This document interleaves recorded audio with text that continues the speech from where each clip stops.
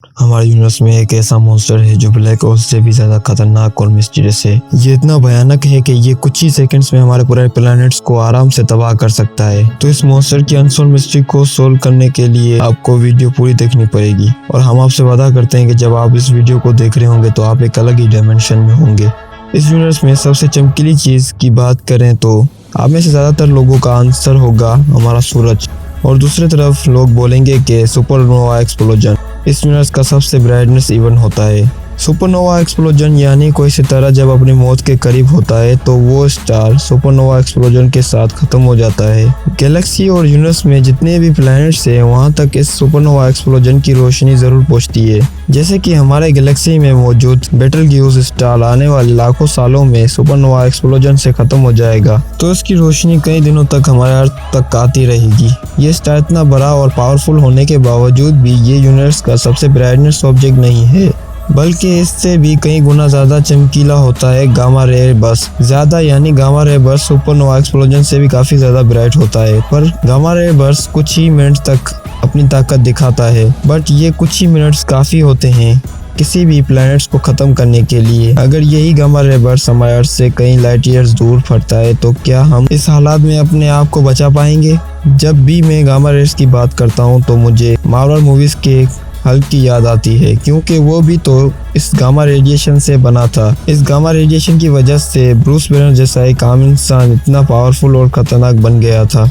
ये तो आप भी जानते हैं, लेकिन वो तो सिर्फ एक मूवी है, पर हकीकत में अगर हमें इसका सामना करना पड़ा तो अंजाम आखिर क्या होगा? दो न्यूट्रॉन स्टार आपस में टकराते हैं तो इन दोनों के टकराने से बनता है ब्लैक होल, और इसी ब्लैक होल के साथ वजूद में आते हैं गामा रेस। गामा रेस के बनने के और भी तरीके होते हैं। जैसे कोई ब्लैक होल किसी न्यूट्रॉन स्टार को निगलता है तब भी ये गामा रे बर्स्ट बनते हैं। कहा जाता है कि हमारे अर्थ पर पहले भी इन गामा रेस का हमला हो चुका है, लेकिन साइंटिस्ट के मुताबिक यह हादसा 45 करोड़ सालों पहले हो चुका है, जिसकी वजह से पूरी धरती से जीवन का नामो निशान ही खत्म हो गया था, और ये घटना डायनासोर से भी पहले की है। अगर ये गामा रे बर्स्ट धरती से टकराते हैं तो क्या हम इससे बच पाएंगे, या पिछली बार की तरह इस बार भी हमारा नामो निशान ही मिट जाएगा? वेल, ये डिपेंड करता है कि आखिर गामा रे बर्स्ट हमारी धरती से कितने दूर हो रहा है।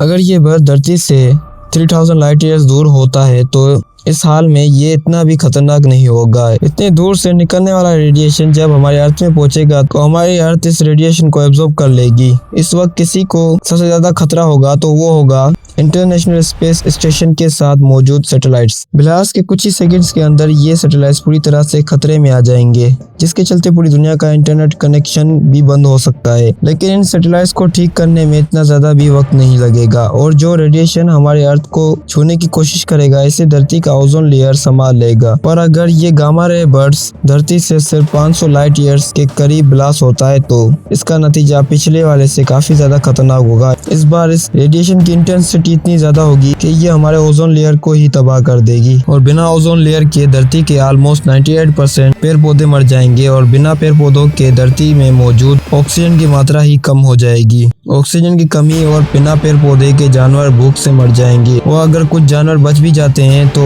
इनकी मौत की वजह ऑक्सीजन की कमी होगी। इंसान भले अपने आप को कुछ वक्त के लिए ऑक्सीजन मास्क लगाकर जिंदा रहने की कोशिश करे, पर सारे ऑक्सीजन सिलेंडर की स्टोरेज खत्म होने के साथ ही इंसान ज्यादा वक्त के लिए जिंदा नहीं रह पाएगा। अगर ये गामा रे विस्फोट अर्थ के आसपास भी होता है तो वो मंजर ऐसा होगा कि मानो जैसे हमारे अर्थ की टक्कर किसी एस्टेरॉयड से हो गई हो। पहले तो हमारा एटमॉस्फेयर पूरी तरह से खत्म हो जाएगा, और बिना ओजोन लेयर के हम स्पेस के यूवी रेस का शिकार हो जाएंगे, जिसकी वजह से हमारी स्किन काफी हद तक जल जाएगी। इससे पहले कि हम ये सोचें कि इस खतरनाक एटमॉस्फेयर को कैसे ठीक करें, इतने वक्त में ही हमारी अर्थ और वीनस में कोई फर्क ही नहीं रहेगा। मगर गामा रेस में एक अच्छी बात है, अगर किस्मत अच्छी रही तो हम बच भी सकते हैं। दरअसल गामा रेस का वेवलेंथ काफी शॉर्ट होता है, तो इसके चलते गामा रेस धरती के बिल्कुल पास से गुजर सकता है बिना कोई धरती को नुकसान पहुंचाए। लेकिन इस हादसे में हमारी किस्मत बहुत ही ज्यादा अच्छी होनी चाहिए, तभी हम इससे बच पाएंगे। गामा रे बस इतना ज्यादा खतरनाक होता है कि धरती पर सुनामी सुनामी, अर्थक्वेक, वोल्केनो विस्फोट इसके सामने फीका पड़ जाएगा। अगर कोई गामा रे बर्स्ट हुआ तो अर्थ के बाहर मौजूद सैटेलाइट इसे डिटेक्ट कर लेंगी और हम तक वो इन्फॉर्मेशन पहुंचा देंगी कि बहुत ही जल्द धरती का सामना किसी गामा रे बर्स्ट से होने वाला है। लेकिन ये जानकर हमें कोई फायदा होने वाला तो नहीं है, क्योंकि इस मॉन्स्टर से बचने के लिए हमारे पास कोई ऐसी टेक्नोलॉजी नहीं है। जैसे जैसे ये बीन धरती के करीब हो रहा होगा तो प्रोटॉन्स पार्टिकल धरती के ओजोन लेयर को खत्म करते जाएंगे। ये प्रोटॉन धरती पर केमिकल रेडिएशन करना शुरू कर देंगे और हमारा आसमान इसी ही कॉस्मिक रेडिएशन के चलते धुएं से भर जाएगा। स्पेस में मौजूद जितनी भी कॉस्मिक रेडिएशन है, इन सब से बच पाना नामुमकिन जैसा हो जाएगा, जिसकी वजह से